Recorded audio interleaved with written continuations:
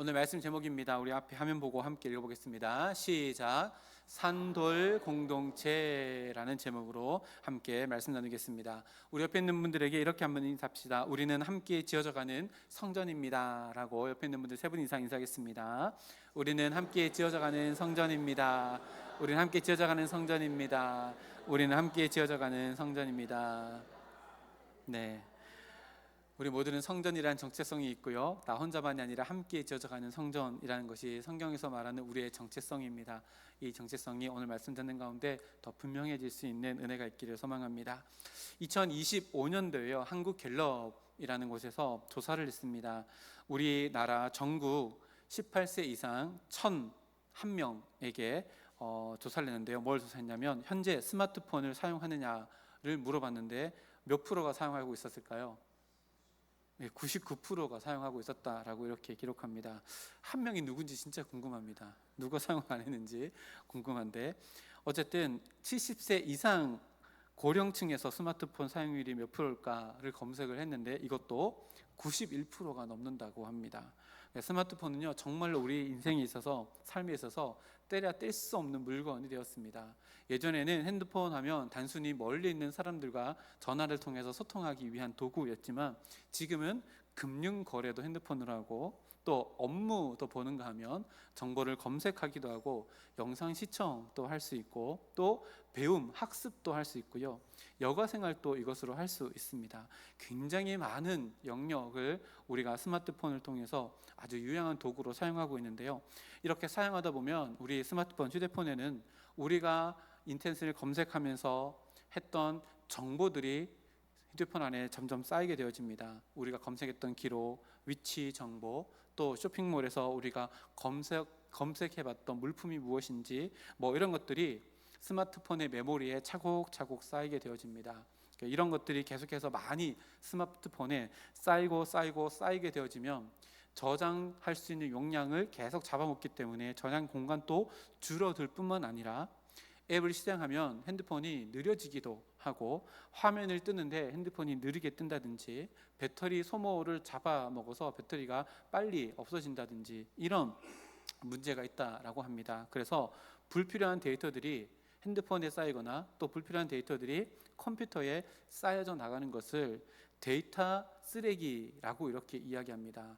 데이터인데 우리는 검색하면서 남겨진 것들이지만 이것이 쓰레기가 되어서 점점 쌓여진다라고 하는 표현입니다. 그래서 이런 것들이 많이 쌓이게 되어지면요, 한 번씩 핸드폰에서 이것을 지우게 되어지면 핸드폰 발열도 없어지고, 핸드폰 배터리도 오래가고, 또 핸드폰도 성능을 최상급으로 사용할 수 있다고 합니다.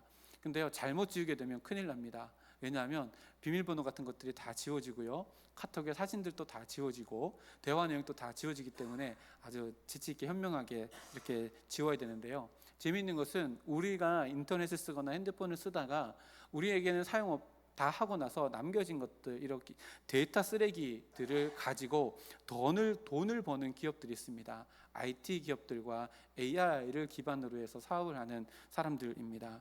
이런 것들을요 차곡차곡 모읍니다.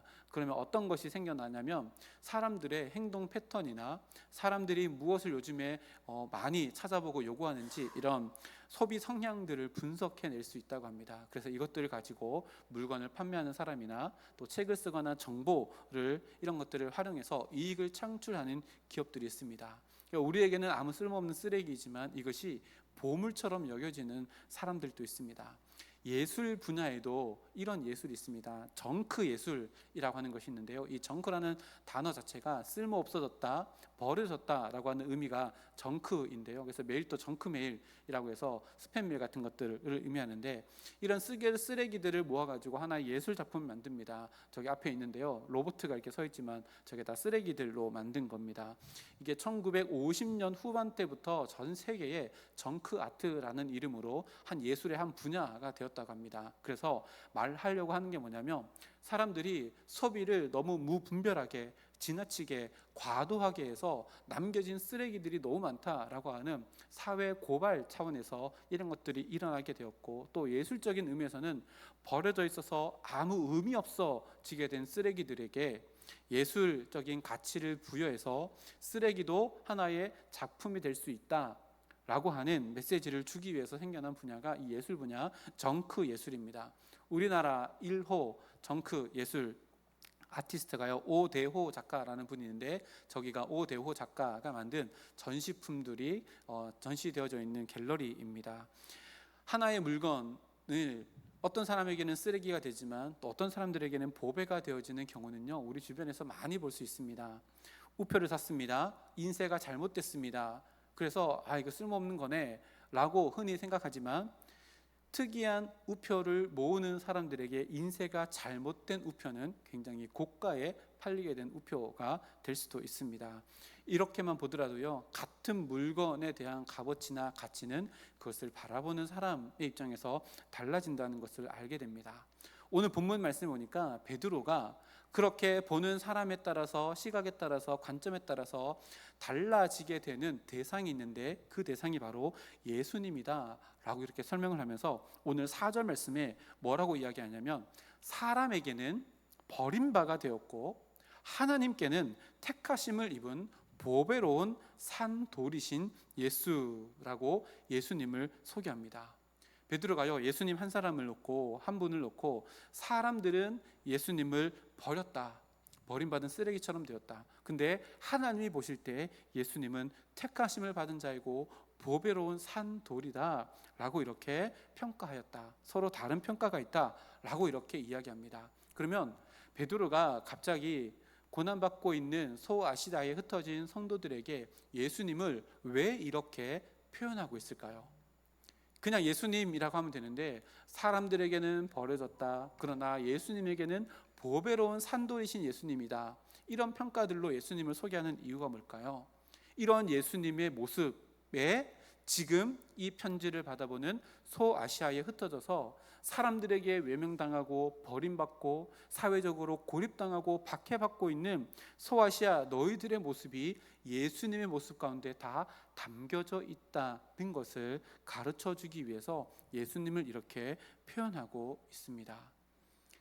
베드로가요 의도한 것이 이것입니다. 너희들이 지금 예수님 믿는 것 때문에 세상 사람들에게 버림받았지, 고립당했지, 배척당했지, 그래서 고난받고 있고 너희가 박해받고 있지, 이것이 너희의 현실이지. 그러나 그 현실의 실제가 뭐냐면 너희들의 모습과 동일하게 이미 고난받으신, 외면당하신, 버림받으신 예수님의 모습이 너희들의 모습 가운데 보여지고 있어 라고 하는 것을 지금 베드로가 이렇게 4절에서 예수님을 표현하며 그들에게 위로도 주고 힘도 주고 있는 겁니다. 너희들이 세상 가운데는 버림받았지만 너희들의 실체는 버림받음이 아니라 오히려 하나님께 택한 받음이 너희의 실체야 라고 이렇게 말씀해 줍니다. 너희가 세상 가운데 버림받았다고 쓰레기가 아니라 하나님께 너희는 택한 받은 보배야 라고 하는 것을 알려주기 위해서 이렇게 기록하고 있는 겁니다. 그래서요 4절 말씀을 보면 예수님에 대한 사람들의 평가, 예수님에 대한 하나님의 평가가 있지만 이 4절은요 동시에 예수님을 따르는 성도인 우리들에 대한 사람들의 평가, 하나님의 평가라는 것을 우리가 알게 되어집니다. 그래서 베드로가 우리에게 이야기하는 게 뭘까요?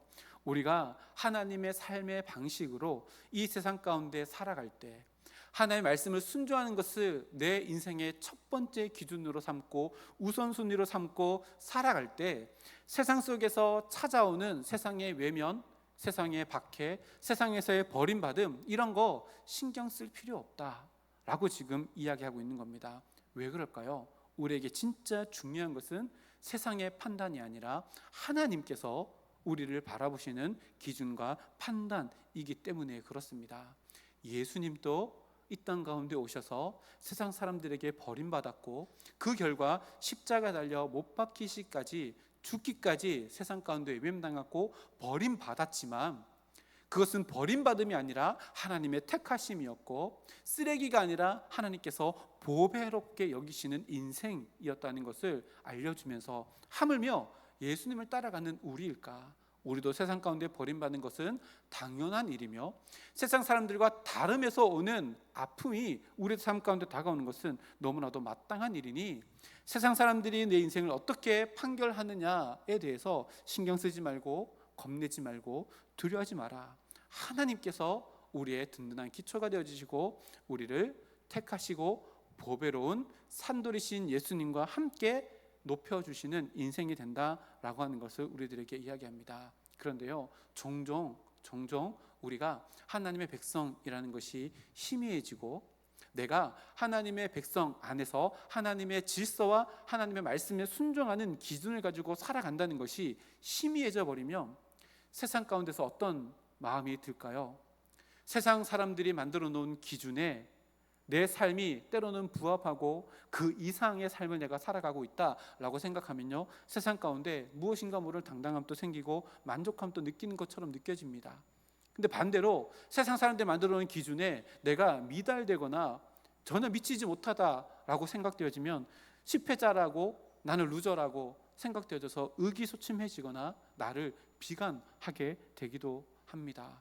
그러나 이런 것들에 베드로가 시선을 주지 마라. 세상의 판단은 우리를 좌지우지하고 판단할 수 없다라고 우리들에게 이야기합니다. 그래서 오늘 이 4절 말씀이, 오늘 우리가 읽을 때에 이 4절 말씀이 내 삶 가운데 세상에서 다가오는 그 모든 판결로부터 자유로울 수 있는 말씀이 되어지고 하나님이 우리를 택하셨고 보배로운 존재로 우리를 부르신다는 것을 다시 한번 깨달을 수 있는 우리 모두가 되기를 주님의 이름으로 축복합니다. 사도 바울도요, 동일한 맥락으로 이렇게 이야기합니다. 고린도전서 4장 4절 말씀인데요, 함께 읽어보겠습니다. 시작.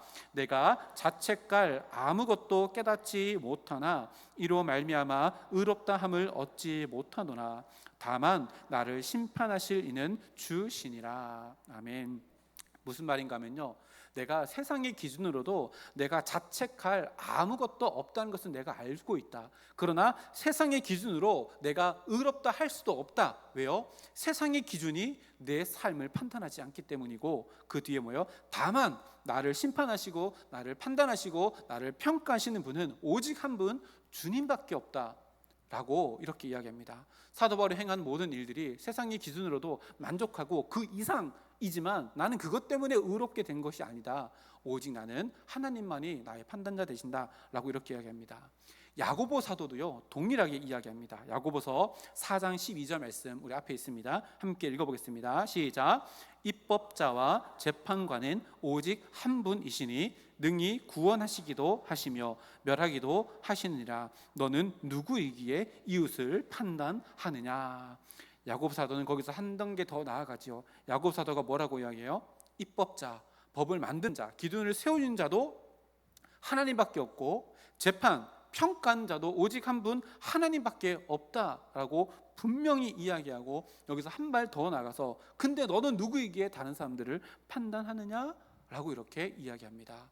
세상 사람들이 나에게 하는 판결 신경 쓸 일도 없고요, 다른 사람들이 이렇다 저렇다 판결할 것도 우리에게 권한이 없다는 겁니다. 입법자도 하나님이시며 재판관도 오직 하나님이시라고 야고보 사도도 이렇게 분명히 이야기합니다. 세상 속에서요, 내가 하나님의 백성으로 살아가면서 다름에서 오는 세상의 눈치들이 분명히 있습니다. 쟤는 왜 이렇게 쉽게 사냐, 다른 기준으로 살아가냐 라고 하는 것들이 있지만요, 세상에 눈치 볼 것 하나도 없습니다. 그럼 우리는 어떻게 살아가야 될까요? 하나님과 눈을 맞추며 하나님과 시선 교환을 하며 오늘을 살아가야 합니다. 이 이야기를 베드로가 지금 4절 말씀에서 하고 있는 겁니다. 세상 사람들의 기준, 시선에 나를 맞출 필요가 전혀 없습니다. 아이고, 세상 사람들 이 정도 살더라, 이렇게 살더라, 이거 다 가지고 있더라, 이런 거 다 하더라, 이런 기준에 내 삶을 맞출 필요가 전혀 없다는 얘기입니다.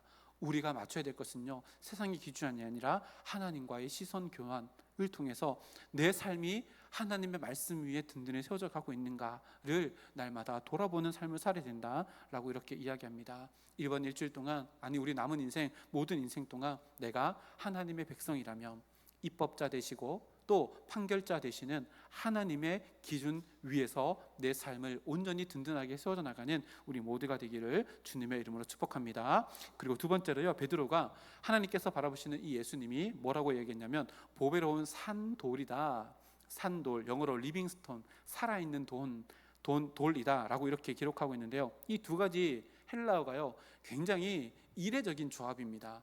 살아있다는 것과 돌이라고 하는 이 두 개가 연결되어져 있는데, 이 돌이라고 하는 단어가 디도스라고 하는 단어인데요, 어떤 돌을 의미하냐면 건축을 하기 위해서 깎아서 만들어진 돌을 산돌이라는 이 디도스라고 하는 돌을 사용합니다. 그래서 우리가 산돌이라고 이렇게 그냥 읽으면, 살아있는 돌이라고 읽으면 자연 그대로의 큰 바위 이런 것들을 생각하는데 전혀 그렇지 않고요, 건축을 하기 위해서 다듬어진 돌을 의미합니다. 그래서 살아있다, 돌이다. 근데 다 돌인데 그냥 자연석이 아니라 다듬어진 돌이다라고 하면요, 살아있다는 것과 다듬어진 돌, 이 두 개는요 서로 연결되어지는 게 부조화가 이루어집니다. 자연석이면 살아있는 돌이다 이렇게 하면은 뭔가 맞구나 이렇게 할 수 있지만, 다듬어진 돌인데 그 앞에 살아있다, 이 조합은요 뭔가 모순이 되는 것 같습니다. 근데 베드로가요 이 모순되는 두 가지 단어를 합쳐가지고 누구를 설명하고 있어요? 예수님을 설명하고 있습니다. 그러면 도대체 살아있다 그리고 다듬어진 돌, 이게 어떻게 조합될까? 이 디도스라고 하는 단어의 돌이 쓰여진 아주 위대한 사건, 우리가 다 아는 사건이 있습니다. 언제 쓰여졌냐면 예수님께서 죽으시고 요셉의 무덤에 장사되었는데, 그 무덤에 앞에 뭘로 막혀져 있었어요? 돌로 막혀져 있었잖아요. 이 돌이 디도스라고 하는 돌을 씁니다. 다듬어서 쓰기 위해서 다듬어진 돌, 큰 돌, 그래서 무덤을 막는 돌에 이 디도스 돌이라고 하는 단어가 쓰여졌습니다. 베드로가요 이것을 알고 있기 때문에 그 단어를 일부러 가지고 와서 예수님을 설명하는데 그 앞에 살아있다는 것과 함께 합쳐져 있다는 겁니다. 무엇을 의미할까요? 산돌이라고 하는 부조화가 되는 이 두 가지 단어를 합쳐가지고 베드로가 이야기하고 싶었던 것은 예수님은 죽으셨지만 부활하신 분이다 라고 하는 것을 가르쳐 주기 위해서, 표현하기 위해서 어법상, 문맥상, 또 이게 어감상 맞지 않는 이례적인 표현이고요, 이 주석을 봤더니 이거는 그때 당시에 신조어였을 것이다 라고 이렇게 이야기합니다. 그때 없었던 말을 베드로가 만든 겁니다. 돌이 깎여져 있으면 죽은 돌인데 깎여져 있는 돌 앞에 살아있다는 것을 합쳐가지고 신조어를 만든 겁니다. 왜요? 예수님을 표현하기 위해서 그렇습니다.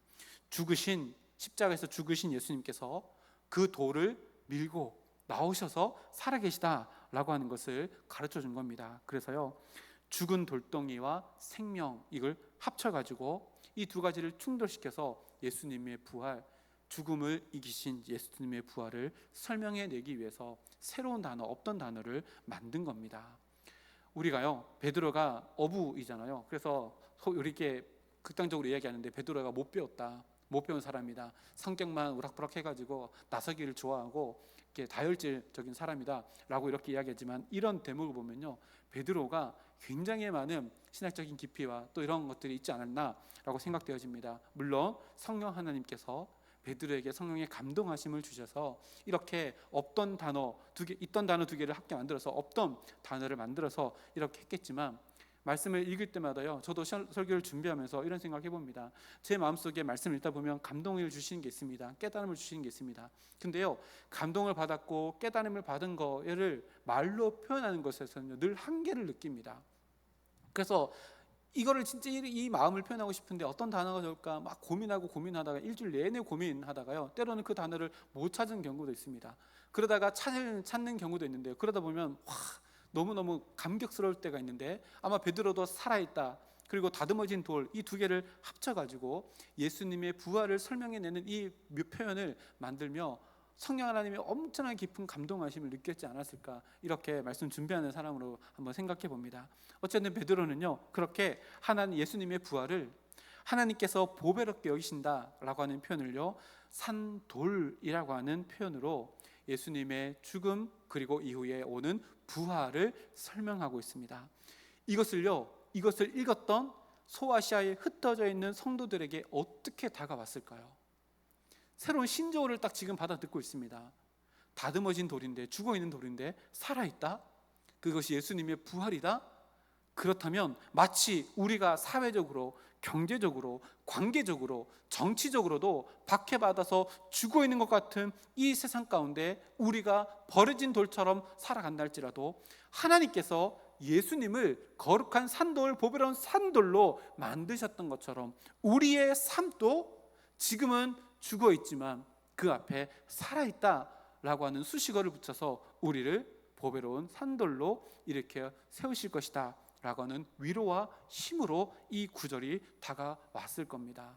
그래서요, 우리가 산돌, 리빙스톤 이것을 그냥 읽을 것이 아니라요, 베드로가 이것을 어떻게 이 단어를 만들었을까, 신조를 만들었을까, 예수님을 묘사하기 위해서 정말로 깊은 통찰을 가지고 이 단어를 만들었구나. 그럼 이거를 받는 소아시아에 흩어져 있던, 박해받았던, 정치적으로 고립되고 사회적으로 죽음과 같이 경제적으로도 죽음과 같은 상황 가운데 이들이 이것을 받아들일 때 얼마나 큰 위로를 받았을까, 이렇게 생각하며 이 산돌이라고 하는 이 아름다운 표현이 우리들의 삶 가운데도 힘이 되어지고 능력이 되어지고 위로가 되어질 수 있는 우리 모두가 되기를 주님의 이름으로 축복합니다. 그리고요, 더 나아가서 베드로가 4절 5절 말씀에 예수님이 그렇게 표현하고 나서 이 개념을요 점점 확장해 나가는 걸 볼 수 있는데요, 4절 말씀에 사람에게는 버림바가 되었으나 하나님께는 택하심을 입은 보배로운 산돌이신 예수께 나아가, 5절 말씀에 너희도 산돌같이 신령한 집으로 세워지고 예수 그리스도로 말미암아 하나님이 기쁘시게 받으실 신령한 제사를 드릴 거룩한 제사장이 될지어다 라고 이렇게 두 구절에 기록되어 있습니다. 엄청난 말씀이요, 이 두 구절에 지금 기록되어 있습니다. 보세요, 예수님이, 하나님께서 세상 가운데 버림받은 돌 같은 예수님을 택하셔서 보배로운 산돌이 되게 하셨는데 그분께 뭐 하래요? 나아가라 라고 이야기합니다. 나아가라, 그리고 세워지고 거룩한 제사장이 되라 까지 확장하는데요, 첫 번째가 뭐냐면 예수께 나아가라 입니다. 우리가 찬양 인도하거나 기도할 때 예수님께 나아갑니다 라고 하는 표현을 쓰잖아요. 예수님께 나아간다는 게 도대체 어떤 의미일까요? 여러 가지 의미가 있지만 이것을 조금 더 세분화하고 구체화해 보면 첫 번째, 예수님께 나아간다는 것은요, 예수님을 높여드리고 예배한다는 것을 의미합니다.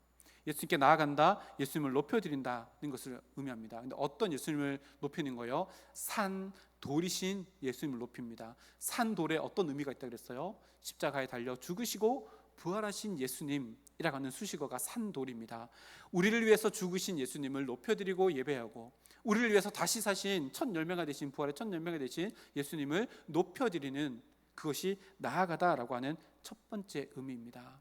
지금 뭘 이야기하고 있는 거예요? 힘들고 어려운 박해 가운데 있는 소아시아에 흩어진 성도들에게 그 예수님께, 죽음을 이기시고 부활하신 그 예수님께 예배 드리는 것이 너에게 지금 닥쳐온 모든 환난과 고난을 이겨낼 수 있는 방법이다 라고 지금 가르쳐주고 있는 겁니다. 그래서요, 우리가 낮 예배도 또 말씀드렸잖아요. 우리가 예배를 지킨다, 주일 성수를 지킨다 라고 하잖아요. 오히려 그 반대입니다. 실체는요, 예배를 통해서 하나님께서 우리를 지켜나가고 계시는 겁니다. 제가요, 중고등부 사역, 청년부 사역하면서 늘 이렇게 자주 얘기합니다. 예배를 포기하는 것은요, 인생을 포기하는 것과 마찬가지입니다. 왜 그럴까요?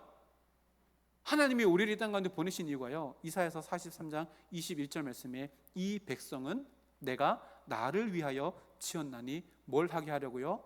나를 찬송하게 하기 위해서 지었대요. 하나님을 예배하기 위해서 우리가 지음받았는데 예배를 포기하는 건 뭐예요? 인생을 포기하는 겁니다. 예배를 드리는 것이요, 인생의 진정한 목적을 가지고 살아가는 겁니다. 세상 사람들의 삶을 살아가면서요, 다 발버둥 치며 살아갑니다. 다 발버둥 칩니다. 한번 생각해 볼까요? 물에 빠졌습니다. 살려면 어떻게 해야 돼요? 발버둥 쳐야죠. 근데 발버둥만 치면 떠 있을 수는 있겠죠. 근데 힘이 빠지겠죠. 근데요, 단순히 발버둥 치는데 발버둥 치는 것에 제대로 된 방향성을 부여하면 어떻게 될까요? 수영이 됩니다. 발버둥 치는데요, 방향성을 주냐면 수영이 됩니다. 이게 뭐 하는 거예요? 발버둥 치는 건 똑같은 발버둥 치지만 제자리에서 살기 위해서 발버둥 치는 인생이 아니라 우리가 진짜 하나님께 나아가기 위해서, 예배드리기 위해서 우리가 살아있다는 것은, 이 확실한 목적을 가지고 있다면, 우리 안수 집사님이 찬양했던 것처럼 표대가 분명하다면요, 우리의 발버둥은요, 단순히 생존을 위한 발버둥이 아니라 뭐예요? 하나님과 점점 더 가까이 나아가는 수영, 방향성을 잃지 않는 인생의 목적을 더욱더 분명히 하는 인생이 된다는 것입니다. 그래서요, 하나님께 나아가는 것, 단순히 예배드린다, 그 더 놀라운 의미, 우리 인생의 목적을 달성해 나가는 삶의 자리로 나아간다. 다시 말하면 소아시아에 흩어져서 온갖 박해를 다 받고 있는 인생의 목적이 무엇일까 흐릿해져 있는 그들에게 너희가 예수님께 나아가는 예배드리는 인생의 목적을 더 분명히 해라 라고 베드로가 지금 이야기하고 있는 겁니다. 그리고 두 번째는요, 예수님께 나아가라 라고 하는 것은 첫 번째는 예배드리는 것, 두 번째는요 인격적으로 예수님을 더 많이 만나는 시간들을 가져라 라고 하는 의미입니다. 하나님께 나아간다. 예배는요 정해진 시간, 정해진 날짜, 정해진 장소에서 정해진 형식에 따라서 하나님께 예배드리는 거잖아요. 근데요 하나님께 나아가라 두 번째 의미, 인격적으로 만나는 것은요 어느 때든지 어느 장소이든지 어떤 상황 속에 있든지 하나님께 일상의 예배자로 날마다 하나님께 나아가는 마음의 발걸음을 가지고 살아가라 라고 하는 것을 의미합니다. 그래서요 내 삶의 모든 자리가 어떤 자리가 되어야 돼요? 예배 자리가 되어야 됩니다.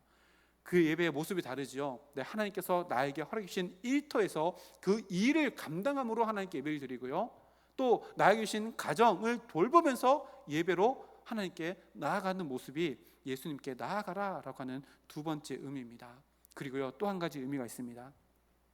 마지막으로 보배로운 산돌 예수님께 나아간다는 것은요 그 다음 단계를 위해서 거쳐가야 되는 첫 번째 단계를 올라서라 라고 하는 의미인데, 그 다음 단계, 예수님께 나아가는 것은 첫 번째 단계이고 그 다음 단계로 연결되어지기 위해서 그 첫 걸음을 걸어가라 는 건데, 두 번째 단계가 뭐냐면 5절 말씀을 보니까 이렇게 기록합니다. 너희도 산돌같이 예수님처럼 신령한 집으로 세워지고 라고 기록합니다. 너희도 산돌같이 신령한 집으로 세워져라. 예수님께, 산돌이신 예수님께 나아가게 되어지면 너희가 산돌이신 예수님처럼 되어지고 신령한 집으로 세워지게 되어진다. 그러니까 먼저 예수님께 나아가라 라고 이렇게 이야기합니다. 근데 여기 보니까요 너희도라고 기록합니다. 너희도, 너가 아니라요 너희. 너는 단수이잖아요. 근데 너희는 복수입니다. 우리가 예수님께 나아가는 것은요 개인적인 겁니다. 우리가 예수님께 나아가는 것은 개인적인 겁니다. 신앙생활을 대신할 수 없습니다. 이런 겁니다. 내가 오늘 성경책을 너무 읽고 싶습니다. 근데 내가 읽지 못해가지고 우리 와이프한테, 와이프 내가 오늘 성경 읽고 싶지 못 읽지만 내 대신 와이프가 성경책 좀 대신 읽어줘, 이렇게 할 수 없다는 겁니다. 예수님께 나아가는 것은요 하나님과 나와의 1대1의 관계입니다. 근데 그렇게 나아가게 되면 어떻게 되어지냐면 예수님처럼 우리도 신령한 산돌이 되어지는데, 신령한 집으로 세워지게 되는데, 그렇게 되면 너희 곧 공동체가 되어진다는 거예요. 하나님께서 우리가 부르시는 것은요 1대1로 하나님과 우리의 만남입니다. 근데 그렇게 부르심을 받게 되면요 우리가 신령한 집으로 세워지는 한 공동체의 일원이 되어진다는 것을 이렇게 이야기합니다. 이것이 우리들에게 정말 중요합니다. 우리의 신앙생활은요 절대로 혼자서 할 수 없다는 것을 의미합니다. 혼자서 절대 신앙생활 안 됩니다. 그래서요 요즘에 그거 있잖아요, 가나안 성도 들어보셨죠? 가나안 성도 무슨 뜻이에요? 가나안 거꾸로 하면 뭐예요? 가나안 거꾸로 하면 안 나가, 교회 안 나가는 성도들이 있습니다. 요거를 조금 더 유식한 말로 하면요 플러팅 크리스찬이라고 합니다. 플러팅이 뭐예요? 붕 떠 있는 실제로 이런 경우가 있대요. 어떤 교회에 교구 목사님이 실제로 있었던 이야기입니다. 교구 목사님이 신방을 갔습니다. 신방에 가서 막 한참 얘기하는데 그 집사님 권사님 요즘에 은혜 받는 말씀이 뭐예요? 이렇게 물어보면요, 저는 어떤 교회 유명한 목사님 유튜브 설교를 들을 때마다 너무 많이 은혜 받는다. 나는 그분이 내 인생의 담임 목사다. 이렇게 얘기를 했더래요. 맞아요? 저도요 오늘 아침에도 벌써 설교를 2편을 들었습니다. 제가 좋아하는 목사님 주중에도요, 제가 힘들고 어렵고 마음속에 뭔가 불편한 게 있으면요 유튜브를 열어서 제가 좋아하는 목사님 설교를 자주 듣습니다. 이번 주에도요 똑같은 설교를 2번, 3번 듣고 너무 은혜를 받아가지고 그 목사님께 문자를 드렸어요. 목사님 이렇게 마음이었는데 목사님 설교를 1번, 2번 듣다가 은혜가 돼서 감사해서 메시지를 드립니다 막 해가지고 딱 드렸더니요 2문장이 왔는데 그 2문장이 저한테 일주일 내내 제 마음속에서 지워지지 않는 거예요. 성도님들과 함께 무르익어 가세요. 그 속에서 풍성한 열매가 있기 원합니다. 이렇게 문자가 왔는데 그게 계속 묵상이 돼서 너무너무 은혜가 되는 거예요. 신앙생활은요 절대 혼자 안 됩니다. 우리가 하나님께 혼자 1대1로 부름받았지만요 부름받은 그 즉시 우리는 하나님의 나라 한 공동체가 되어지고 주님의 몸된 교회의 한 일원이 되어집니다. 그래서 뭐라고 이야기해요? 베드로가 너는 이 아니라 너희는 산돌같이 신령한 집으로 세워지게 된다. 공동체 한 일원으로 되어진다라고 분명히 이야기합니다.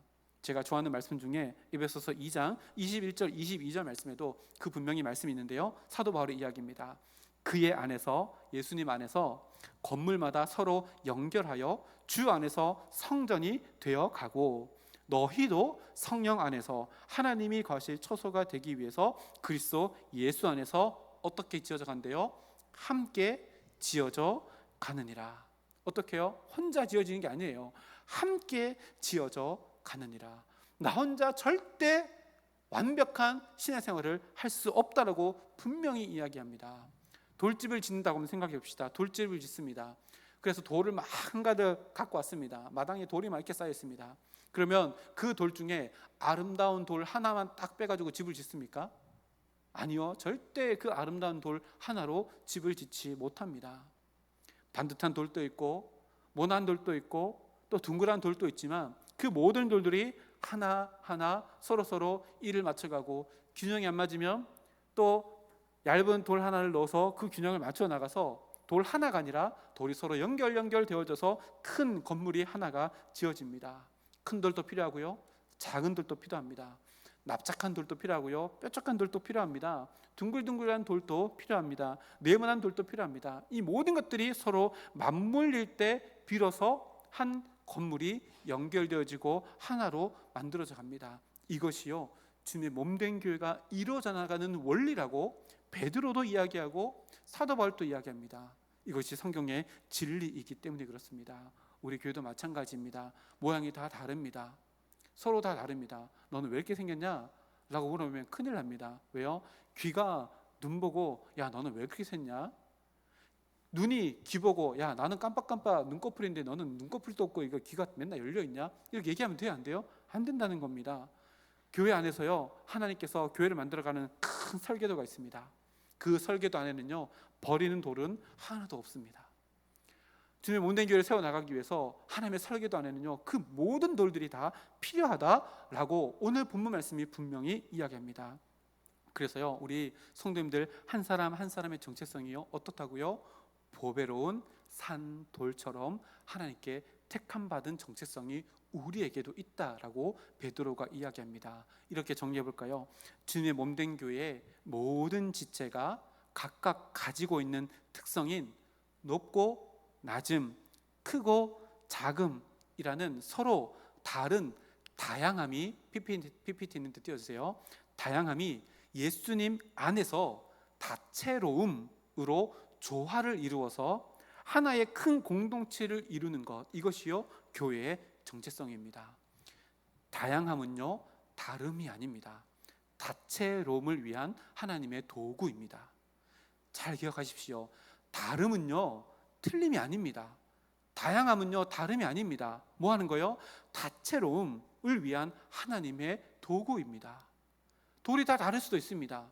근데 너는 왜 이렇게 생겼냐 저렇게 생겼냐 말할 필요가 없어요. 왜요? 하나님의 건축 도면에 그 모든 모양이 다르고 크기도 다른 돌들이 다 필요하다라고 베드로가 바울이 성경 말씀에 기록하고 있습니다. 이것이요 베드로가 가지고 있었던 교회론이고 이것을 그 당시에 고난받고 있는 소아시아에 흩어진 성도들에게 가르쳐주면서 너희가 힘들고 어렵지, 너희는 혼자가 아니야.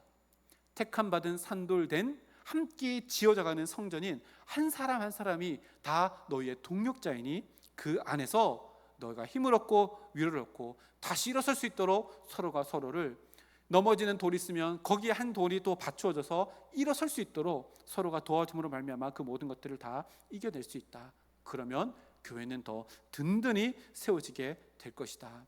다양함이 다채로움으로 조화를 이루어서 하나님께서 그리시는 큰 건축물, 아름다운 성전을 만들어가게 될 것이다 라고 이렇게 이야기합니다. 우리 교회도 이렇게 아름다운 다채로운 색깔을 가지고 있는 우리 교회가 되기를 주님의 이름으로 축복합니다. 스탠리 하워스라고 하는 분이 있습니다. 저도 이분 책을 좋아해서 많이 가지고 있는데요, 하나님의 나그네 된 백성이라고 하는 책이 있습니다. 여기 보면 이런 문장들이 있습니다. 교회의 사명은 교회의 사명은 하나님의 나라의 가치를 보여주는 대한 공동체가 되는 것이다. 교회의 사명이 있다면 이 세상 가운데 하나님의 나라의 가치를 보여줄 수 있는 대한 공동체. 세상에서 사람들이 하나님의 가치 말고 자기 마음대로 살아가다가 모든 것들 다 해봤지만 대안을 찾지 못할 때 그들의 유일한 대안이 되어줄 수 있는 공동체가 교회가 되어주는 것, 이것이 교회의 사명이다 라고 이렇게 이야기합니다. 책 제목이요, 하나님의 나그네 된 백성입니다. 이 책 제목 안에 이 책에서 말하는 것이 다 담겨져 있는데요, 성도는 이 세상 속에서 나그네로 살아가는 존재다. 다시 말하면 여기서 어울리는 인생이 아니라 나그네니까 본향이 있을 거 아니에요. 본향과 더 어울리는 존재로 지금 낯선 이 땅에서 살아간다는 겁니다. 그래서 우리에게 진짜 낯설어야 되는 것은요, 이 세상에서 살아가는 세상의 흐름이 우리에게 낯설어져야지. 세상에 살아가는 삶의 방식이 너무나도 익숙하고 하나님 나라의 삶의 방식이 우리에게 낯설어진다면 우리의 소속이 어디예요? 세상이에요? 아니면 하나님 나라예요? 그 반대여야 된다는 얘기를 지금 하고 있는 겁니다. 그래서요, 하나님 나라의 가치를 가지고 이 세상 가운데 낯선 나그네로 살아갈 때 세상 사람들이 인생의 대안을 찾다가 돌다가 못 찾았는데 교회 공동체를 딱 봤더니 야, 저거야말로 진짜 인생의 대안이다 라고 할 수 있을 만큼의 교회 공동체를 만들어가는 것이 교회 사명이다 라고 이야기하고, 그 책에 보면 교회에 대해서도 이야기하는데 뭐라고 나냐면, 교회는 장차 완성될 하나님 나라를 세상 한가운데서 미리 보여주는 거룩한 나그네의 공동체다. 뭐예요? 하나님의 나라가 이 땅 가운데 임하신다고 하나님께서 약속해 주셨잖아요. 그 약속이 이 땅 가운데 임하게 될 그날을 미리 보여주는 공동체가 우리 공동체가 되어야 된다. 그래서 우리는요, 뭐 하는 거예요? 미리 보기가 되어야 돼요. 세상 사람들이 하나님의 나라가 어떤 것인지 우리 공동체를 보고 미리 보기를 할 수 있어야 된다는 겁니다. 베드로가 너희가 고난 가운데 있지, 그럼에도 불구하고 너희가 하나님의 백성으로 보배로운 산돌이신 예수님께 나아가서 예수님처럼 되어졌고 예수님의 주님의 몸된 교회가 되었다면 너희들이 이런 길을 걸어가야 한다. 박해 가운데 있다 할지라도 흔들리지 않는 나라 위에 교회를 세워가라 라고 이렇게 이야기합니다. 그래서 교회는요, 하나님께서 이 땅 가운데 남겨놓으신 유일한 희망 공동체입니다. 유일한 소망 공동체입니다. 우리나라가 위기라고 이야기합니다. 한국교회 위기라는 얘기는요, 이미 30년 전부터 있었습니다. 주중에 어떤 강의를 들었는데요, 30년 전 대부흥 집회 주제가 한국교회가 위기입니다 였다고 합니다. 근데 지금도요, 신학 강의를 검색해서 들어가 보면 주제가 뭐예요? 한국교회는 위기입니다. 왜 자꾸 이런 얘기만 할까요? 처방이 잘못됐다 이런 얘기들도 하고 몇몇 가지 이야기를 하지만, 한국교회가 위기라는 것은 반대로 이야기하면 뭐예요? 이 세상이 위기인데 그 위기 가운데 돌출구는 교회밖에 없다는 것을 30년 전에도 그렇게 이야기했고 지금 또 그렇게 이야기합니다. 이것은 불변합니다. 교회가 무너지면요, 세상이 무너집니다. 세상의 희망이 교회 안에 있기 때문에 그렇습니다. 로마 박해 당시에요, 교회가 점점 말살되어지고 없어져가는 위기. 근데 베드로는 무엇을 본 거예요? 교회의 위기는 이 세상의 위기다. 너희들이 하나님께 더 나아가는 예배자의 삶을 살아가고 그러므로 말미암아 더 든든하고 건강한 교회를 만들어 나가서 세상의 대한 공동체로 그 고난 가운데도 진리를 수호하는 자로 굳건히 세워져 있어라. 그것이 너희의 사명이다. 그 사명을 붙잡고 끝까지 믿음을 지키는 공동체로 살아가라 라고 하며 힘들고 어려운 박해 가운데 있는 그들에게 위로와 힘을 줄 뿐만 아니라 소망을 안겨줌으로 말미암아 다시 일어서게 만들고 있는 말씀이 바로 오늘 말씀입니다. 따라합시다. 나는 세상의 소망입니다. 나는 우리 가정의 소망입니다. 나는 우리 교회의 소망입니다. 어깨가 무거우셨죠? 네, 이 무게감을 느끼셔야 됩니다. 그리고 어떻게 해야 돼요? 주님께 나아가야 합니다. 그리고 산 돌이신 예수님처럼 우리의 삶도 이 땅 가운데 죽어있는 것들을 살아있게 만드는 그 사명을 감당해낼 수 있어야 됩니다. 우리는요, 이 땅에 식어져가는 성령의 불꽃들 다시금 일으켜 세우기 위한 불씨로 우리를 이 땅 가운데 남겨놓으셨습니다. 하나님은 언제나 시마다 때마다 남은 자들을 통해서 하나님의 위대하신 역사를 만들어 나가셨고, 남은 자의 그 사명을 감당하는 자로 말미암아 하나님의 구속의 역사는 지금 또 멈추지 않고 흘러가고 있습니다. 누가 남은 자입니까? 내가 그 자라고 그 사명이 나에게 주어졌다고 고백하고 결단하고 살아가는 자들이요 남은 자입니다. 그 남은 자로 살아가며 세상의 소망인 산돌 공동체로 우리의 교회가 남아있기를 주님의 이름으로 축복합니다. 우리 앞에 있는 화면 다시 한번 띄워주시겠어요? 우리 앞에 있는 거 한번 외치고 말씀 마치겠습니다. 시작. 세상의 소망인 산돌 공동체로 살아갑시다. 아멘. 기도하겠습니다. 하나님 감사합니다. 오늘 또 베드로전서 말씀을 통하여서 교회의 정체성이 무엇인지, 내 삶의 정체성이 무엇인지, 내 삶의 오늘 하루를 달려나가야 되고 발부등 쳐야 될 그 방향과 푯대가 무엇인지를 우리에게 말씀하여 주심을 감사드립니다. 이 세상에 교회가 주님께서 남겨놓으신 소망이라는 것을 오늘 말씀을 통해 다시금 깨닫습니다. 산 돌이신 예수님께 나아가는 공동체가 되게 하시고, 예수님께서 죽음을 이기시고 부활하셔서 이 땅 가운데 세워놓으신 주님의 몸된 교회가 다시금 진리를 든든히 세워져 나가며 꺼져가는 성령의 불씨를 다시 한번 활발 태워져 나가는 우리 성서 중앙교회 산돌 공동체가 될 수 있도록 주여 함께해 주셔서 이 성서 땅에 영적인 질서를 다시 한번 만들어 나가는 우리 교회가 될 수 있도록 도와주시고, 이 대구 땅을 책임지고 또한 우리가 기도하며 기도의 지경을 넓혀 나가며 기도하는 그 모든 선교지마다 하나님의 나라를 확장해 나가는 주님의 귀한 사명 넉넉히 잘 감당해내는 우리 교회가 되어질 수 있도록 주여 함께하여 주시옵소서. 하나님, 이제 예배를 시작하며 일주일을 시작하였습니다.